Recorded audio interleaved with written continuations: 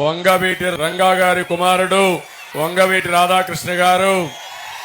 నేను చాలా మందిని చూశాను కానీ ఒక సిన్సియర్ గా ప్రజలకు ఏదో చెయ్యాలని తపనుండే నాయకుడు రాధాకృష్ణ గారు అని చెప్పి నేను మీకు తెలియజేస్తున్నా. ఏమీ కోరడు. మామూలుగా ఇది తండ్రి పేరు అడ్డం పెట్టుకొని చాలా మంది పదవులు ఆశిస్తారు కానీ నిస్వార్థంగా పార్టీకి పనిచేస్తున్న వ్యక్తి రాధాకృష్ణ గారు అని చెప్పి నేను మీకు తెలియజేస్తున్నా. అలాంటి వ్యక్తికి మీ అందరిని చూశాను. ఎక్కడికి పొమ్మంటే అక్కడికి వెళ్ళిపోతున్నాడు, దూసుకెళ్తున్నాడు.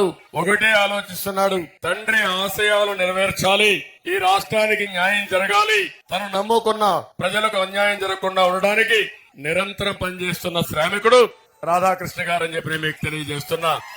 నేను ఒకటే ఈ దెందులూరులో హామీ ఇస్తున్నా, రాధాకృష్ణ గారి సేవలు ఈ రాష్ట్రానికి అవసరం. తప్పకుండా తగిన గుర్తింపు ఇచ్చే బాధ్యత తెలుగుదేశం పార్టీది, నాదని మీ అందరికీ హామీ ఇస్తున్నాను.